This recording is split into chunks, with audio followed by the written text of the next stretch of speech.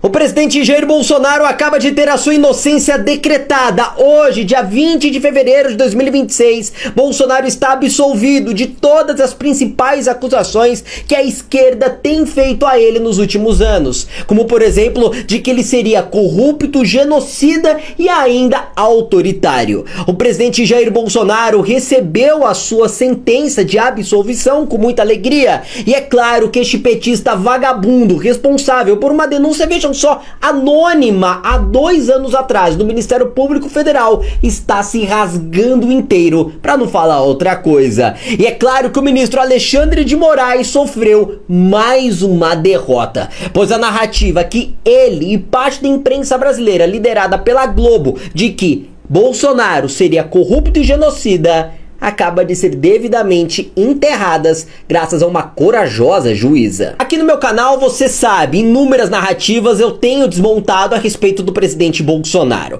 Quem não se lembra, aquela primeira lá atrás, a tal Val do Açaí, a funcionária fantasma, inclusive daquela mansão, né, em Angra dos Reis. Quem aqui também não se lembra da narrativa, das joias, do cartão corporativo, enfim, uma a uma foi caindo por terra, até porque a verdade foi devidamente restabelecida pela justiça do nosso país, que ainda respira por aparelhos, mas tem gente muito boa e honesta, competente, como é o caso desta juíza, que acaba de determinar o seguinte, e o SBT foi obrigado a divulgar ao vivo. Vamos agora acessar o nosso portal de notícias, saber o que é destaque no nosso site sbtnews.com.br. Te contamos que o Ministério Público Federal decidiu arquivar a solicitação de investigação sobre a atuação do ex-presidente Jair Bolsonaro durante a pandemia. De acordo com a Procuradoria, as denúncias apresentadas eram amplas e não estavam acompanhadas de provas ou documentos que justificassem a abertura de um inquérito. Na acusação, Bolsonaro e seus familiares eram mencionados por supostos crimes como lesa pátria, genocídio, ligação com milícias, tráfico de drogas, corrupção, rachadinhas e ataques à ordem democrática. Em despacho do dia 23 de janeiro, a procuradora Luciana Furtado de Moraes destacou que as alegações se baseavam em informações vagas e sem fundamentação específica. Imagine você fazendo este valor por dia, este aqui por semana e tudo isso aqui num único mês. Saiba que é exatamente isso que a inteligência artificial pode te proporcionar.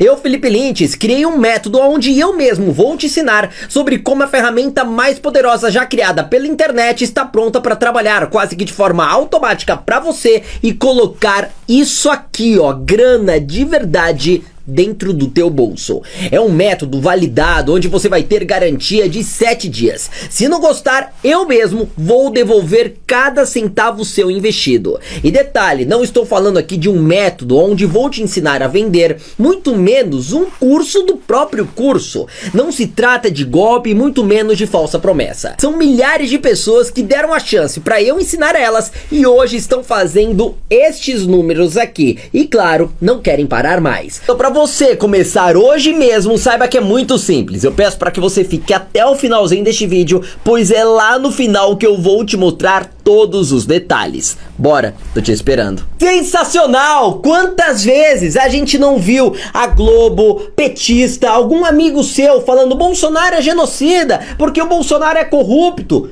Não conseguiu, cara, o petista que fez essa denúncia de maneira escondida no MPF, no Ministério Público Federal, não conseguiu apresentar uma prova sequer das acusações.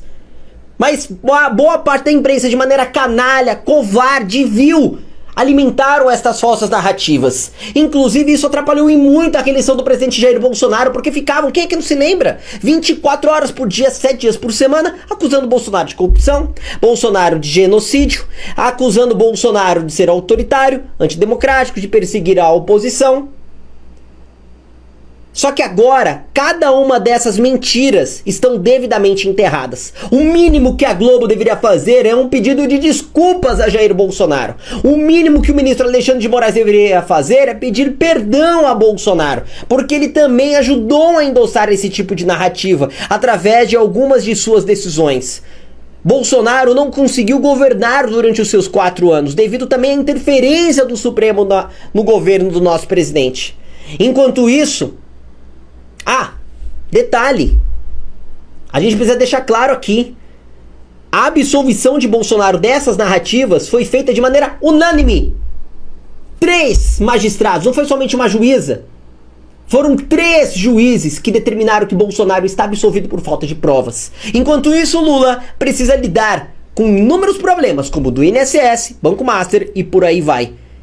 Inclusive, Dom Odair, um corajoso bispo, acaba de decretar o fim do Lula e arrebentou de maneira espetacular o verdadeiro escárnio que o petista fez com o povo cristão durante o carnaval, naquela mesma escola de samba que foi rebaixada. Supremo de caridade para com a sociedade brasileira inteira, que geme e sofre sob a chibata de um desgoverno. Vimos mais uma vez a fé cristã ser escarnecida e vilipendiada durante as festividades do carnaval, especialmente no desfile da Marquês de Sapucaí, no Rio de Janeiro.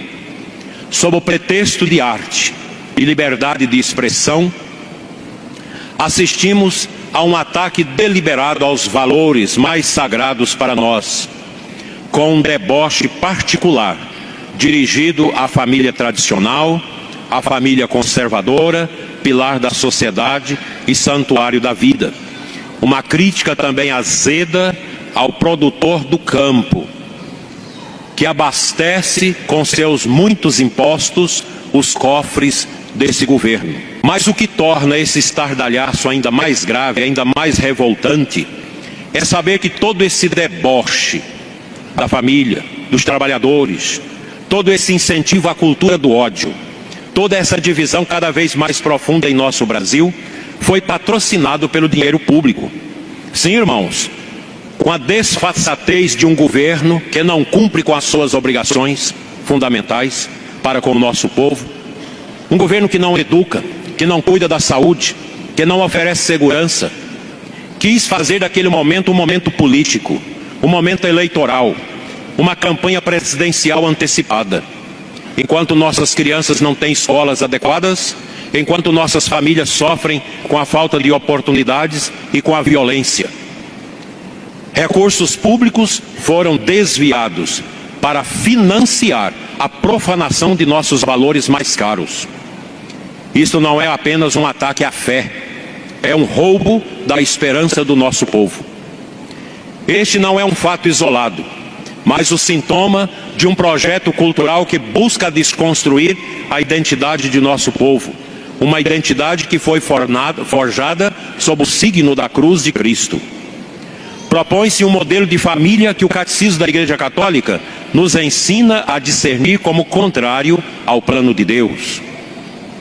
Uma estrutura familiar desajustada, meus irmãos, sem a referência paterna e materna como alicerces, onde os laços com Deus são cortados e os padrões bíblicos e os ensinamentos da igreja são descartados como antiquados, só pode produzir uma sociedade embaraçada pela esquizofrenia social e o sofrimento existencial das pessoas que não tiveram o direito de assentar suas vidas e fundamentar o seu caráter sobre as virtudes cristãs. Exatamente isso! Precisamos de lideranças religiosas que se posicionem. É inadmissível ver um sujeito que tanto gosta de arrotar em nome da família, dizer que é favorável aos conservadores, porque ele chegou a falar isso em 2022, foi em missa, foi em igreja evangélica, vocês se lembram? Porque essa turma do PT, essa turma da esquerda só frequenta templo religioso, igreja católica, igreja evangélica, quando é período de eleição. E aí vem o desfile de carnaval, os petistas zombam, debocham, acham que vai ficar por isso mesmo.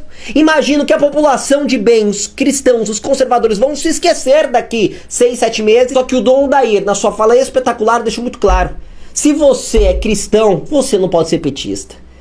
Você não pode votar num candidato que zomba da sua fé, que zomba dos seus valores, dos costumes, do valor basilar que a Bíblia nos propõe, que é a constituição de uma família. Mas enfim, enquanto para alguns sobram mentiras, para Bolsonaro sobram verdades, que agora estão devidamente restabelecidas, e o Lula saindo humilhado de uma igreja lotada. Parabéns, Dom Odair!